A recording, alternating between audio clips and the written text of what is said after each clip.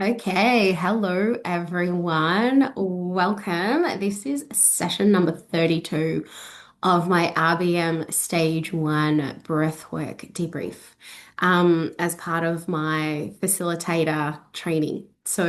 Um, if you're catching me for the first time, I am in the process of doing breathwork facilitator training, rebirthing breathwork mastery.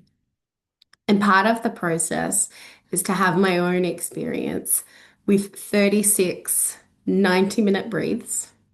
There's also part two, which is a theory component, and then part three, which is starting to sit for each other and facilitate for each other. Um, Before we graduate and then can hold the space um, for ourselves and for others. So, this is my experience as part of part one, stage one. Um, and this is my breathe number 32. So, my intention from last week was to create safety and courage, to create my dreams, my desires, to use my skill set to change my life, to meet my needs, prioritize myself, my health, and be consistent, expand my capacity for self-value and self-worth, and my relationship with myself and my body. So I've had intentions around this before, and it worked in different aspects, but I wanted to come and revisit it and work on a different aspect of it. And my theme from the past maybe month or so has really been around safety, creating safety for myself. So really being able to show up for myself in a completely different way. And apologies in advance if you can hear background noise. It's the weekend and my kids have friends over, so it might be a bit noisy. So if you hear banging, that's all that's happening there. So the interesting part of um, my time after that um intention, I literally woke up the next day.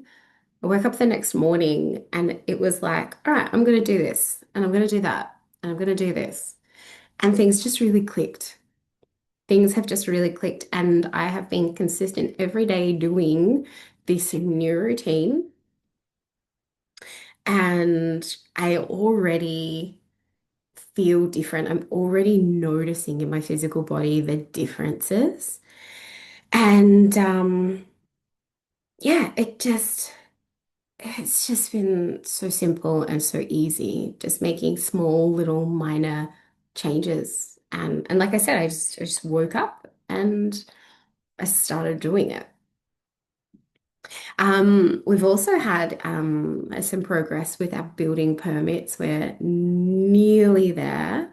We're just waiting on a couple of things now. So that's really exciting for me to know that we're getting a little bit closer and a little bit closer to starting to make this new workspace for me come out of the ground and be brought to life.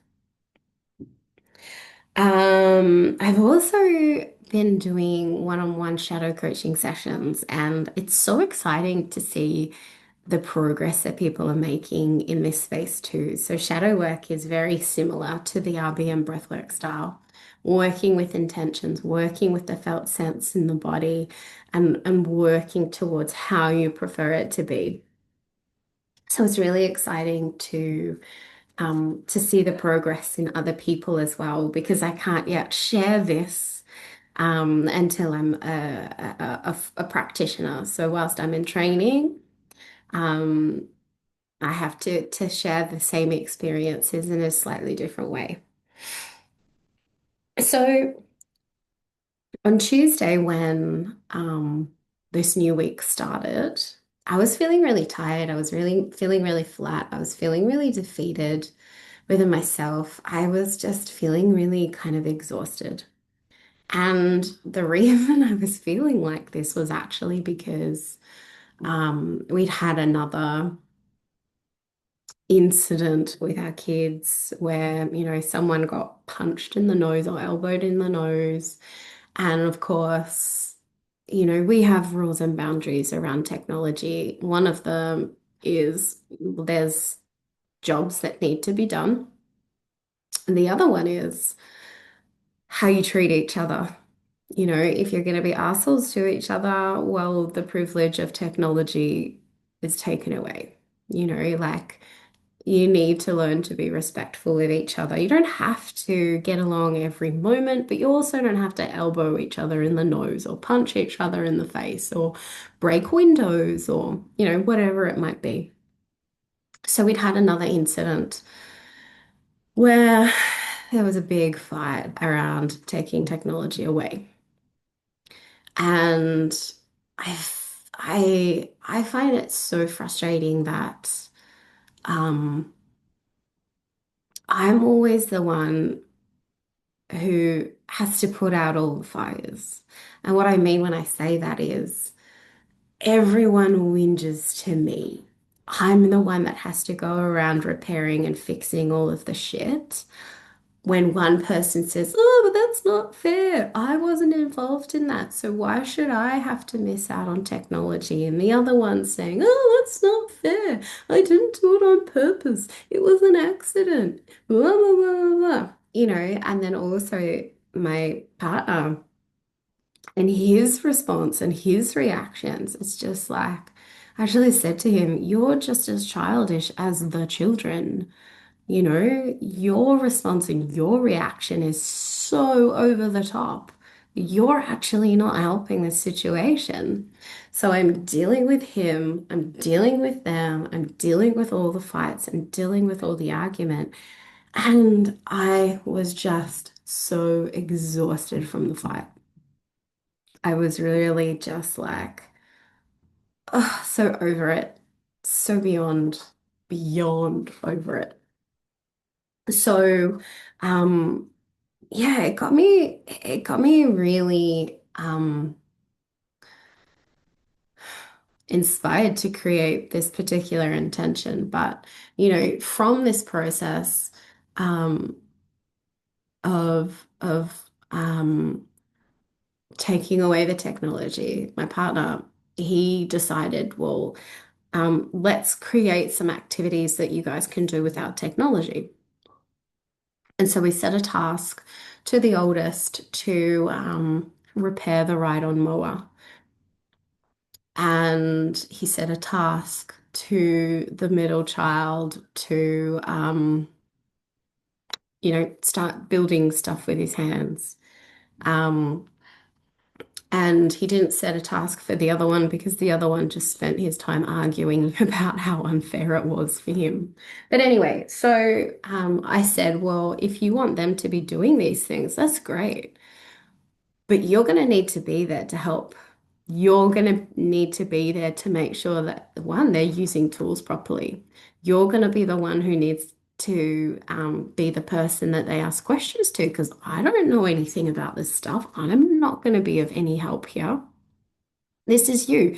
If you want them to do this stuff, you actually have to be present to make it happen.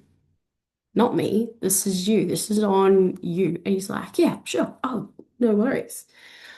So, of course, the next day happens, which is the day of the breath work. He gets home early.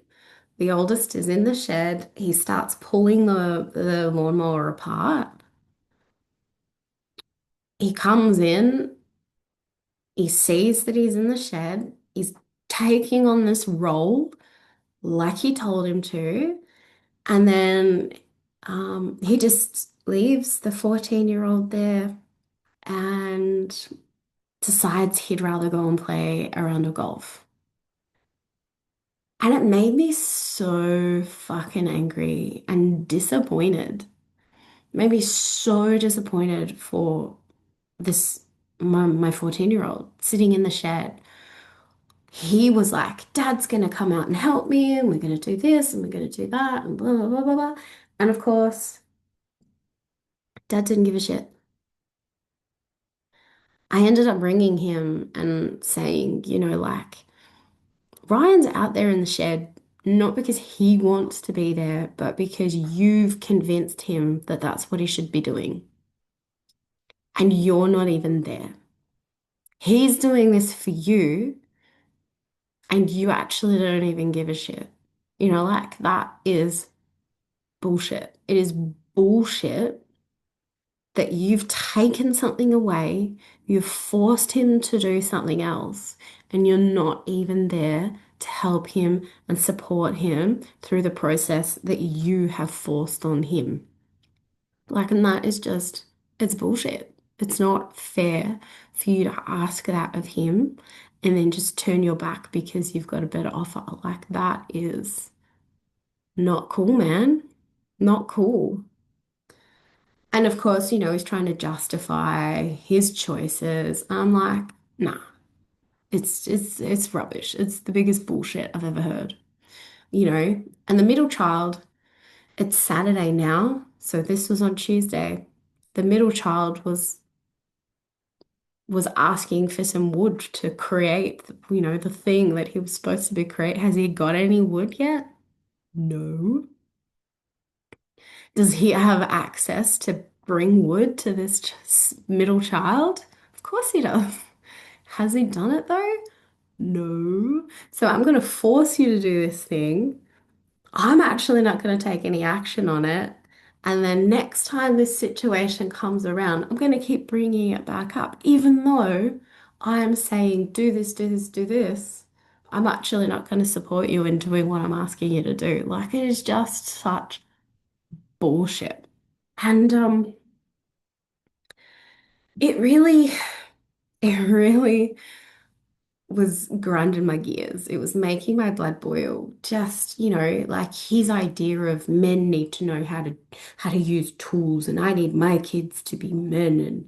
And he's not even there to teach them. He's not even there to support them. This is what he wants from them, but he's not even there. Like, and then we're criticizing what they do and don't do. You're not even there.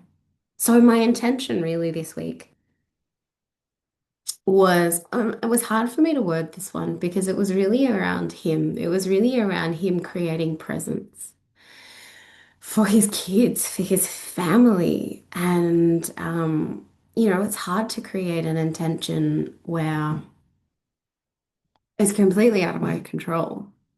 Completely, completely out of my control.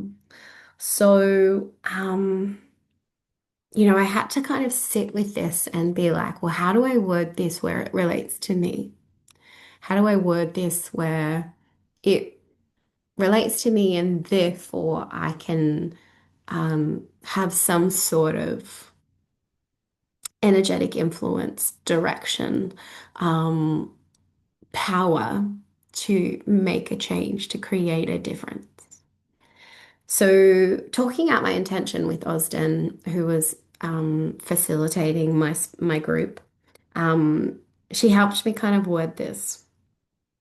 And so my intention was more so about creating an equal partnership because, like, so much of the time, I feel like a single parent. I'm not a single parent, but I do all of it by myself because he's not around. And so my intention was really around creating an equal partnership and to create more time and space for myself, working with that intention that I started with last week. If he's around more, then I can take a step back and I can focus on the things that I want and have time for the things that I want and make time for the things that I need. And, that is therefore how it then relates back to me. When I was talking this through with Osden, I felt really heavy and I felt it was just like there's this element of this isn't going to happen. Um, Kind of really excited, but also like this feeling of, yeah, this isn't gonna happen. This isn't gonna be reality. So my word for word intention for week 32, I intend to be in equal partnership with Michael as parent, and in relationship together. I intend for our family connection to grow stronger, to have presence and meaningful connection, to create more time and space for myself. So that was the intention I was working with this week. My experience was so physical. I have not had an experience like this in any of my breathwork sessions um, before. I finished early again. I've been finishing early the last few weeks with my breathe, but like finishing early doesn't mean anything. It just meant like I was complete for that breathe. So when I first started to lay down and get comfortable, on the floor, that's where you breathe on the floor, I noticed as I was like bringing my legs down, I had this kind of pulling, this kind of cramp underneath my left foot. And I was kind of like, ooh, what's that? But anyway, laid down, got comfortable, and yeah, my when we started to breathe, bring the intention, bring in the conscious breath, and then just be with whatever presents itself. So, as we started to breathe, I noticed how much congestion I had in my sinus. And I was really struggling to breathe properly. I was really struggling to breathe consciously because, like, I, it was like there was no space for me to breathe in my sinus. And so it was like shifting side to side and eventually um breathing became a bit smooth, but in the beginning it was really challenging and um that was kind of what was happening for me. My feet were very noticeably being like pulled towards the ground. My heels felt really pulled into the ground. Like the pressure on the back of my heels was so significant. And there was a little bit of heat coming from it as well. Like, and I'm lying on a wooden floor. We're in September. It's not warm. Um, and so, yeah, just this real drawing of my heel into the ground, the pressure of my heel into the ground. Um, my sinuses started to like fully open. And after experiencing like struggling to breathe and making it really hard to breathe, like they were just so open now. And so I went from the contrast of the struggle to feeling like, whoa, I've got too much air now. I'm breathing in too much air. And the cold feeling in my sinus was starting to kind of like give me a bit of a headache. And then there was this pressure from that. And it almost kind of made me start to feel a little bit dizzy. Yeah, just, I felt really dizzy and there was this band of like pressure and sensation around my head and in the top of my head. And I kind of felt like a little bit of spinning was happening in my head. Um, I also noticed my heart and it felt really forceful. Like my heartbeat felt really forced and forceful, like um it wasn't breathing at a nice or breathing beating at a nice relaxed pace. It just felt like there was just so much force behind it. Um, and it was, fast. And, whilst I was in this state, um, just thinking of my relationship with my dad and how he was quite absent when I was growing up. He was always at work. On the weekends, he was always very involved in sport. And so he was like the coach and the runner and the trainer and all these things for my brothers while they were playing sport. And even when they weren't playing, he was still heavily involved in the sporting clubs. And so, when I was a kid, I tried these sports. I didn't enjoy them, but I tried them because I was like, well, if I do this, he might be there for me. Um, and he never really was. I certainly cannot tell you a time when I remember him being there for me in that way. And it really wasn't until in my late teens, early 20s, when I was going to uni and I was catching the bus to Frankston and then catching the train from Frankston into the city and then catching the bus back, the train back. And my dad wouldn't let me um, leave Frankston on my own. It's a pretty rough place. Totally, totally agree with it. Excuse me, but yeah, he wouldn't let me leave the train station on my own, particularly at night. And so he would come and pick me up. He'd drive to Frankston. It's like a half-hour drive. He'd wait for the train to come in, and and then we'd go home together. And that was really when our relationship started to create a bond because he'd never really been there for me in that way before then. And so, I was just recalling, some of the times when, the conversations that we had, he always told a stupid joke, and I'd be like, that's the worst joke I've ever heard. Um, but yeah, just kind of thinking about that. He was never there. Um, and, recalling this from earlier on in my breath work, there was this real sense of abandonment that I had. And I would not say that I align or associate with that sense of abandonment, but just an awareness that he wasn't really present for me in that time of my life.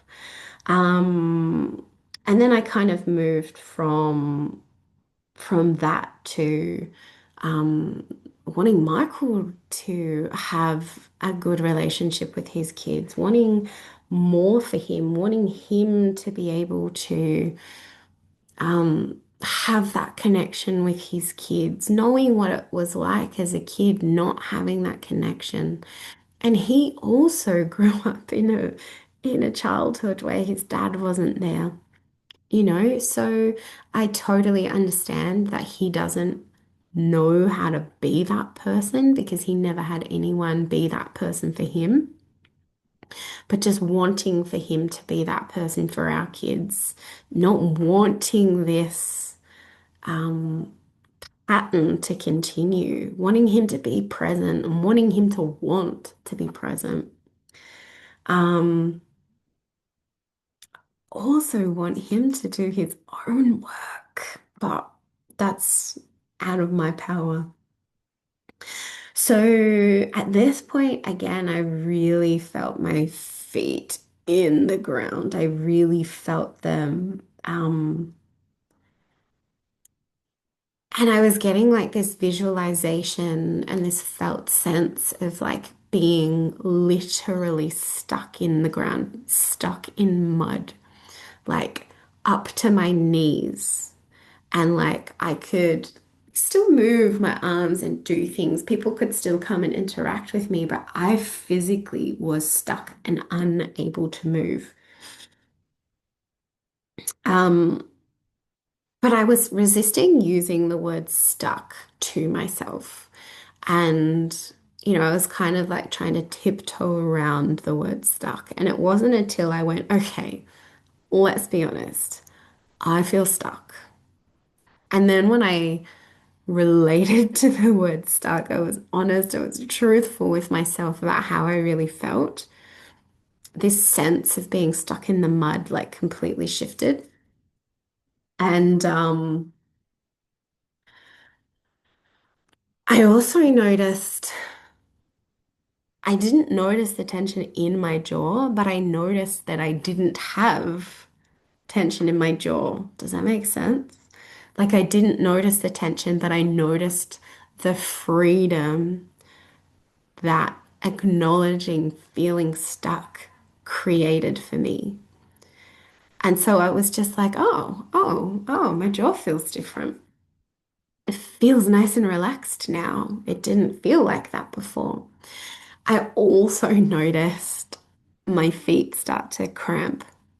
I noticed it in my right first, and I started resisting it in my right because like if you've ever had your foot cramp up, it's an awful tight kind of pain. And I resisted it and I was like, no, let it be there. Let it be there.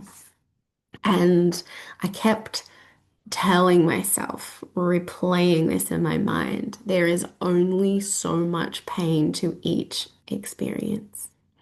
So let it be there. And I did, and I let this pain in the bottom of my foot come. And I was also feeling the same in my left foot as well. So this is both feet happening at once.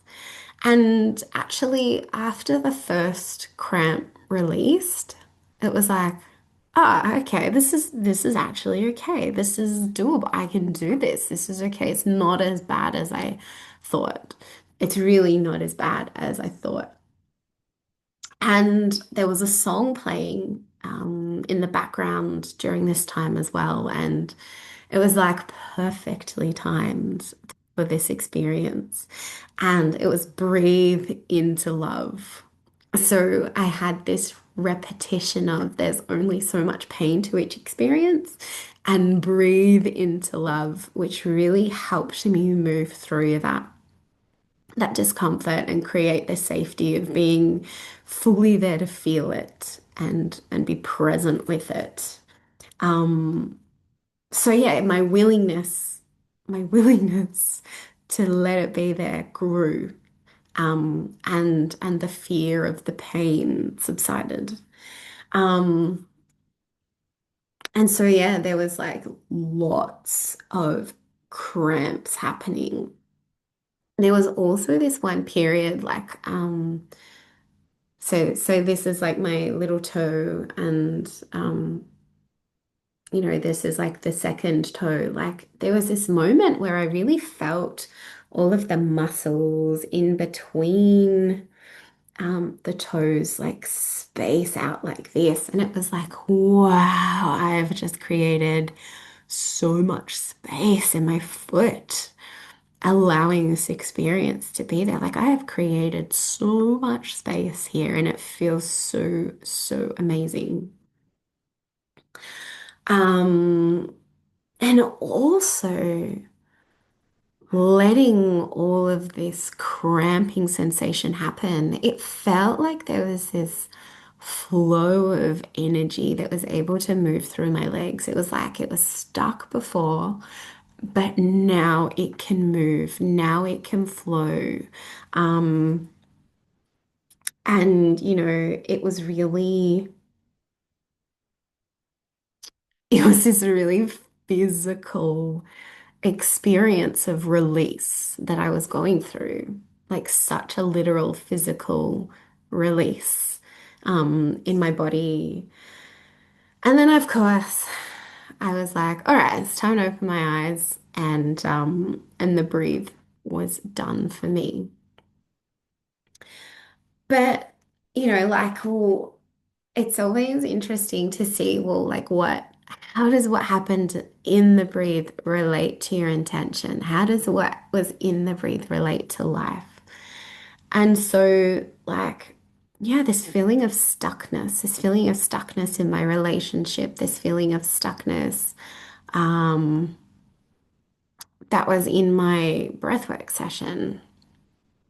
And um, this circling back and repeating of the patterns constantly, just coming back to I feel stuck. I feel stuck here in my relationship and I feel stuck here in life. And you know, not having that forward momentum that I'm wanting. And also this element of creating spaciousness. This element of creating spaciousness and time for myself and and that sort of experience was there as well. And actually, it was quite funny. I was just out in the garden before, just checking out how all my plants are going, and I noticed thyme, as in the herb, THYME, thyme. Thyme has spread through all of the. It's like spreading through all of the pots. And I'm growing thyme everywhere. And it's just like this ironic little piece of creating spaciousness and creating time. Um, time in the herb, but also creating time in the literal sense as well. So yeah, this is where I'm at for my breathwork debrief for this breathe. Um, I always look forward to, um, what happens in life after the sessions. This week I'm actually doing a little masterclass, an online masterclass called The Inner Shadow.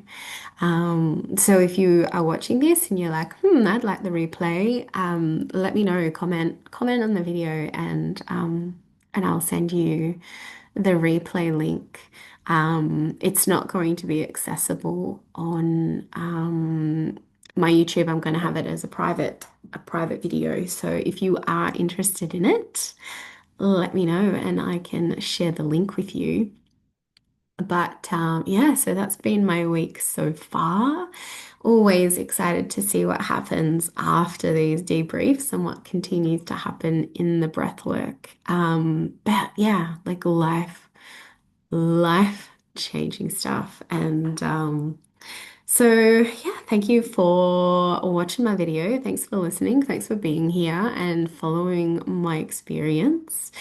And I'll see you guys in the next video. So bye for now, and see you next time.